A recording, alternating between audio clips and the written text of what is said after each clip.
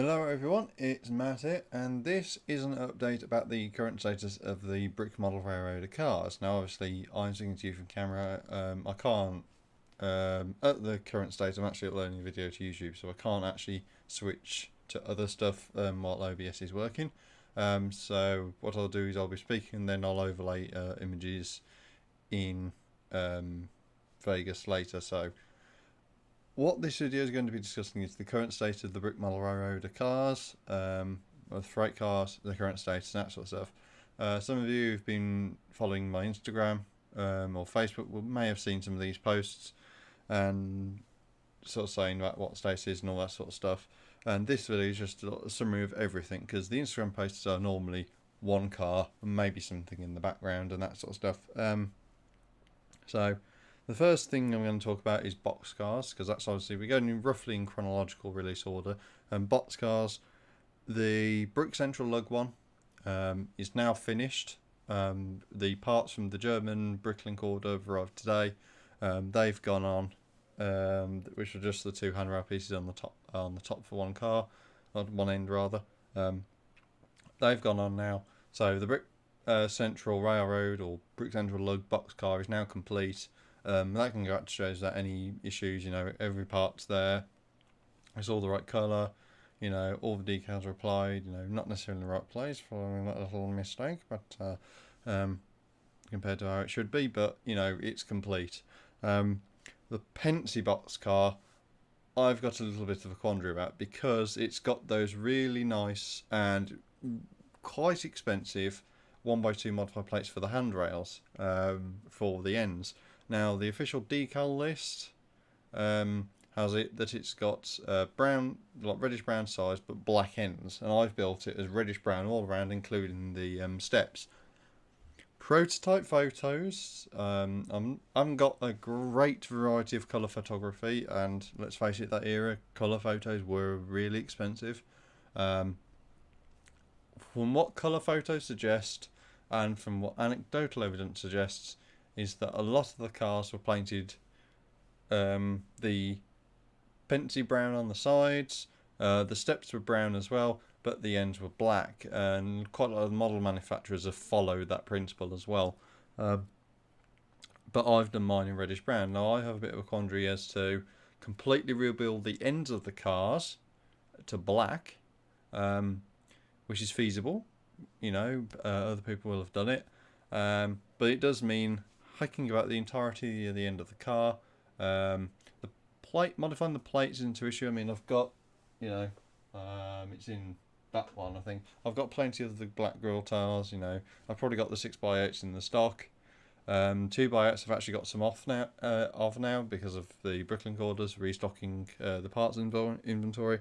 But, it's a big debate about, do I do that and follow prototype pictures, or do I keep it reddish brown because I like it in reddish brown? From my perspective, I've only ever seen and known box cars in reddish brown all over, either from modelling in a little stint in HO scale, or from video games, or from looking on the internet. And although prototype photos suggest it's brown and then black on the ends, I'm just like, well, I've already built it in reddish brown. That means taking it all apart. All those reddish brown grill tiles are now redundant. So I've wasted all that money and that sort of stuff. So I'm in a little bit of a quandary about that. So I could theoretically just leave it as is. I do need to change the 1x2 jumper tile or jumper plate, depending on what you'd call it, just below the staircase, like the walkway, to a 1x3 tile held in with some self-adhesive tape, unless I've got one of those special 1x3 jumpers or tile jumpers with the two studs.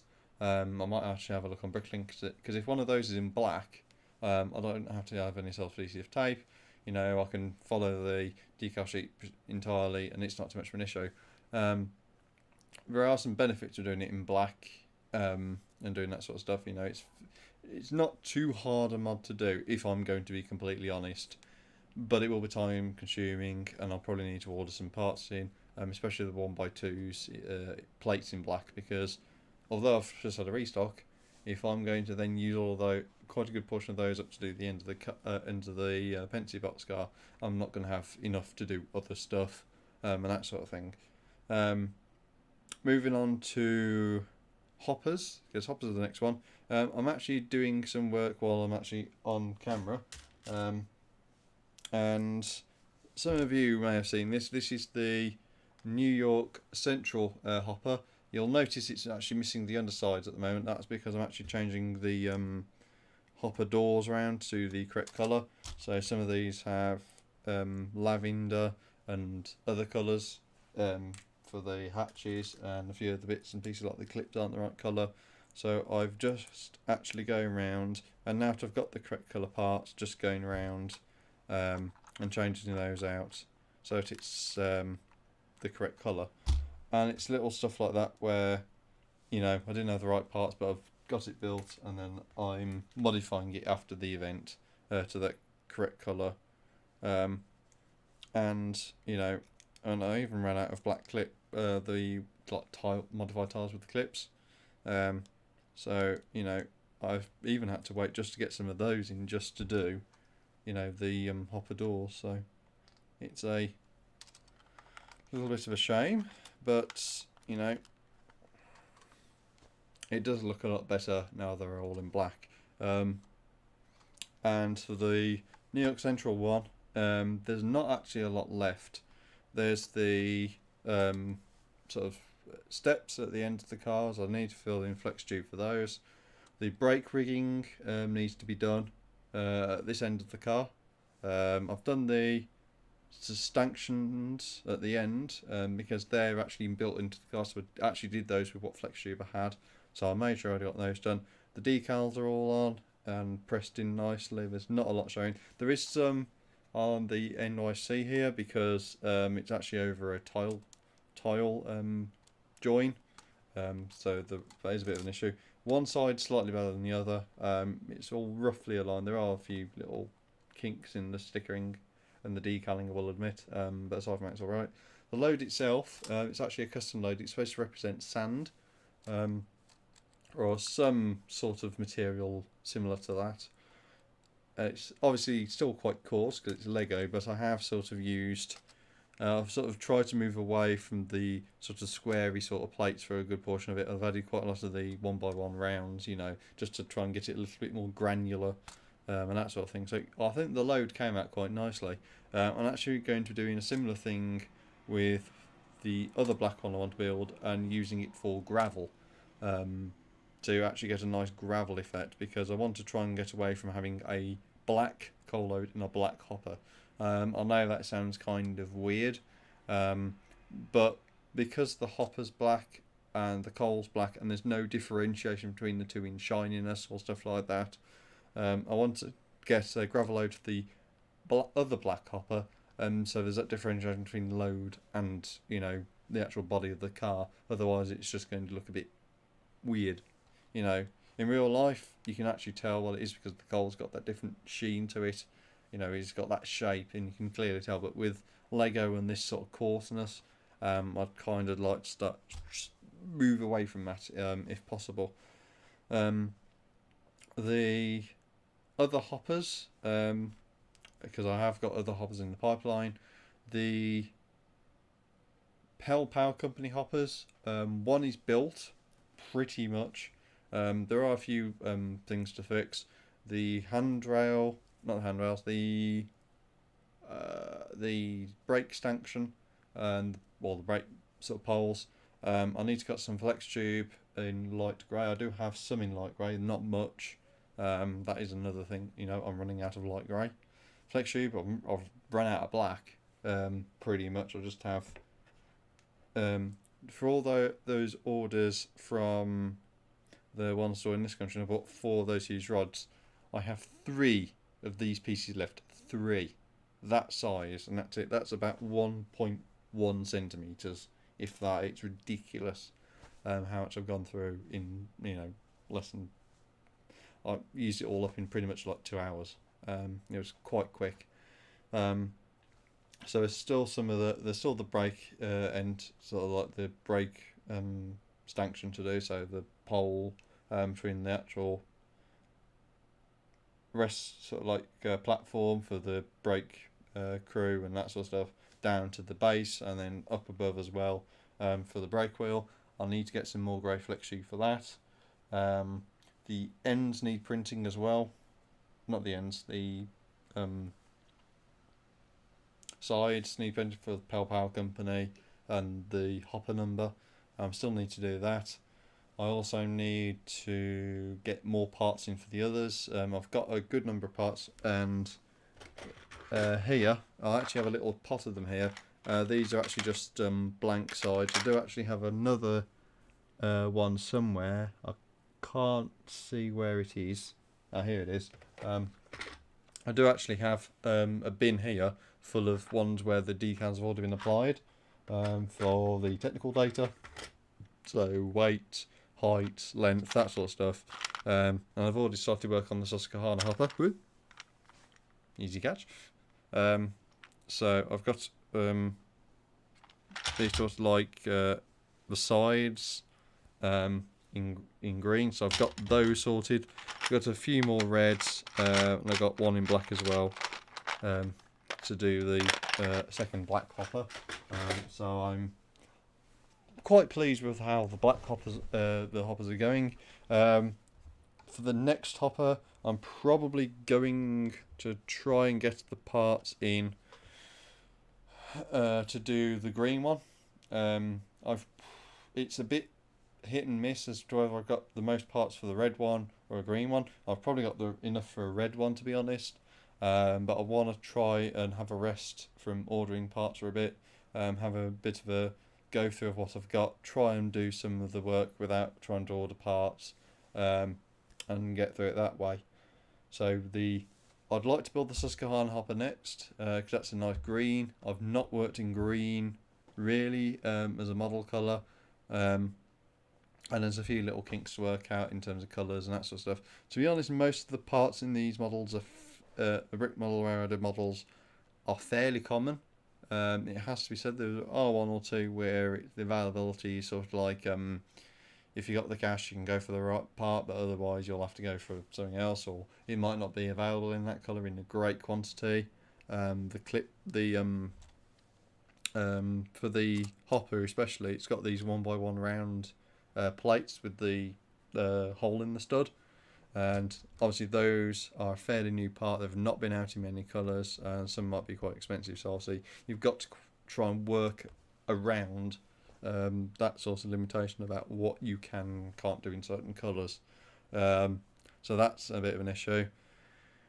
The other Power Company hoppers, I'm gonna try and do another one of those this year, hopefully. So hopefully, well, the aim for the hoppers especially is to try and get the Susquehanna one done this year, or at least get most of the body work.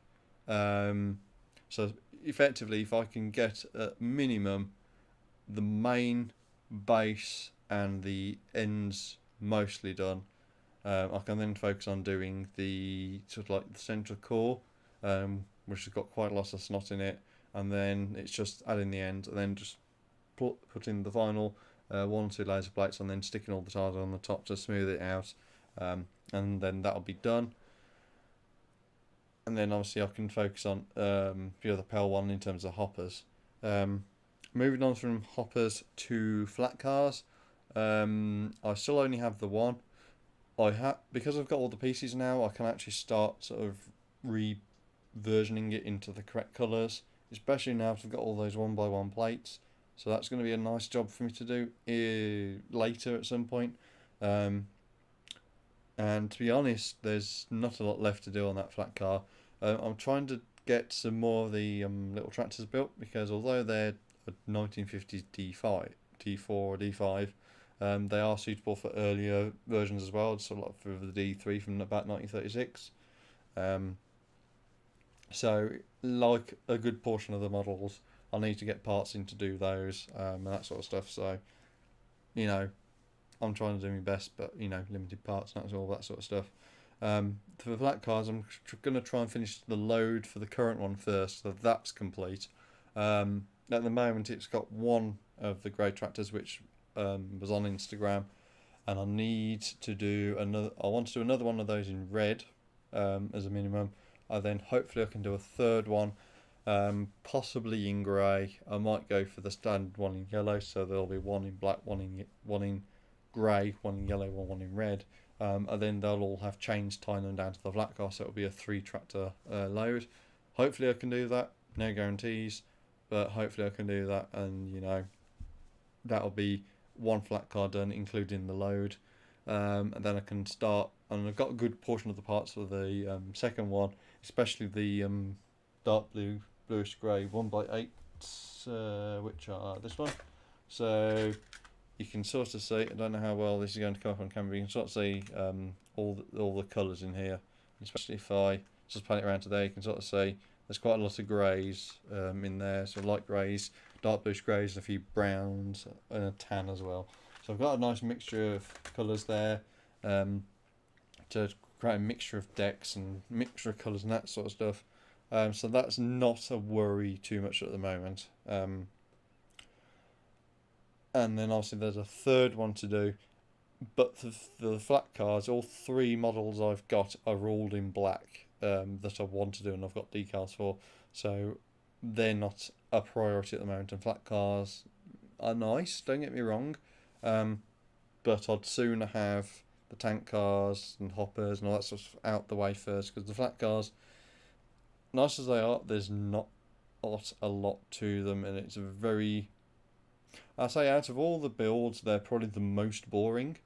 Out of all the builds, I'd try to the tankers are probably the most fiddly, because of all the snot for the tank core, but the flat cars are definitely the most boring because it's quite a lot of plates.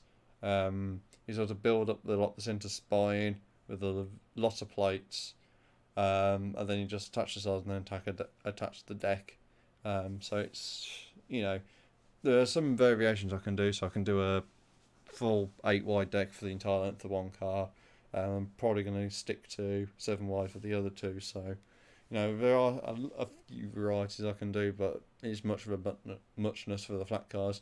And the thing is, for a flat car as well, is because of they're so light without a load, I kind of want to try and get another load ready for the second one.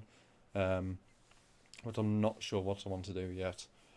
I might just do a giant crate, I might do a transformer load, you know, I might do a wrecked vehicle, like road vehicle of some sort, or something like that, you know, maybe another piece of construction equipment, because then it'll match the tractors, for like a machine sort of thing, and you know, there's all that sort of stuff to go through. Moving on to tankers, the black tanker, which you may have actually seen in the Instagram post behind the caboose, that is probably about 85-90% there. There's not a lot left on it, to be honest. There's the ends. I need to do the handrails for the ends. The brake stand is all done. The underframe is the main thing that's wrong with the tanker. The brake rigging isn't there because I've run out of flex tube. The bogie detailing needs to be put on because that's missing as well. Like most of the models, I mean, even this hopper, the Power Company one I've got is the same. There's no bogie sides because I'm out of the flex tube. You know, it's literally just that. If I had the flex tube, I've got the clips and the cheese wedges for the brake detail, and I've got enough for the little sort of like the hand sort of clips to do the detailing. So it's, you know, essentially it's just flex tube that's holding me back in that sort of respect. But with the tank car, the black one is complete, with the exception of the end handrail and the bogie detailing and the brake rigging, but everything else on it is complete now. The body's all complete, so I can actually put decals on, so I might do that one night or this weekend or something like that to get that out of the way. And then for tank cars, I've actually only got 2 listed on the car list. If you have a look on my Facebook page, there's actually a note that lists all the cars I'm going to do for BMR. The only other tank car I've got listed at the moment is the white Octane from the 1940s, and that's going to be a 10,000 gallon 2 hatch version. So the black one is an 8,000 gallon 1 hatch. The white one's going to be 10,000 gallon 2 hatch for variety effectively. And that will make a nice contrast with the 8,000 one. So you've not only got a bigger tank, you've also got its 2 hatches. I would like another tanker of some description. Might go for a Shell because they obviously have links with Lego, but I might do something away from regular tankers, because obviously a lot of them were petrol or diesel or oil of some description. I want to try and move into like a chemical one, so maybe Dow Chemicals or something like that, where it's like a blue or a green. It's just a bit of variety away from the blacks and the browns and to be honest, the boring colours of like most of the railroad companies. Railroad companies, generally speaking, were very boring sort of blacks, greys, and browns, with maybe red for cabooses, maybe blue, but generally speaking, a lot of their fancier colours were in passenger cars, whereas for private industry, a lot of their colours were bright and, catching, because they obviously want to try and attract custom, and the easiest way is your tank car, hopper, whatever, with a nice branding on it, so you can sort of say, you've got your slogan and all that sort of stuff, and it's easily seen by everyone else. So that's why I kind of want to do a brighter colour one, because obviously one's black. They also have the black Octane from the 20s, the white Octane from the 40s. Then if I can add another one into that, that's either red, green, blue, or yellow of some description, it just breaks things up a bit, makes the entire train a little bit more colourful, and there's a bit more variety in, variants in that sort of respect. And that's everything now up to cabooses. And cabooses is a minor one in all intents and purposes. The Lehigh Valley, almost forgot it then. Lehigh Valley caboose is almost complete. The interior is now complete, save for 1x2 tiles in light bluish grey and 2x2 tiles, corner tiles where the one sort of plates with cut out. I actually do have some in white or light blue, so if I do that, you can sort of see it's sort of like the L with a one missing. I need to, I think it's two or three of those in light grey, and then I can finish off the lockers.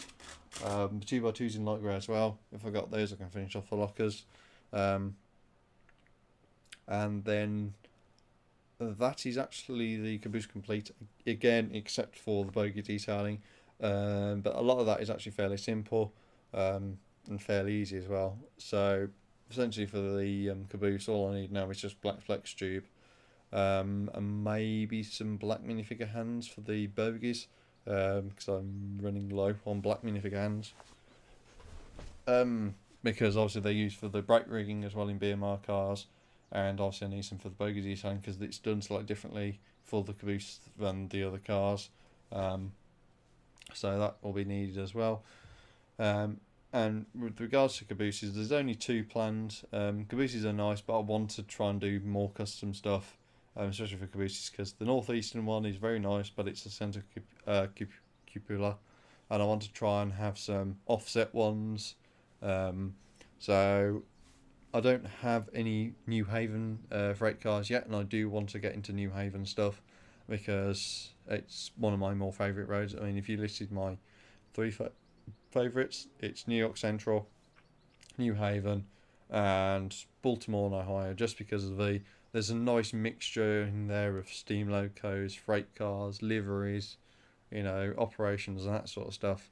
And it's quite a wide spread from those 3 roads just on their own. And then you've got all the interchanges with other roads that those have as well, and it just trickles on from there.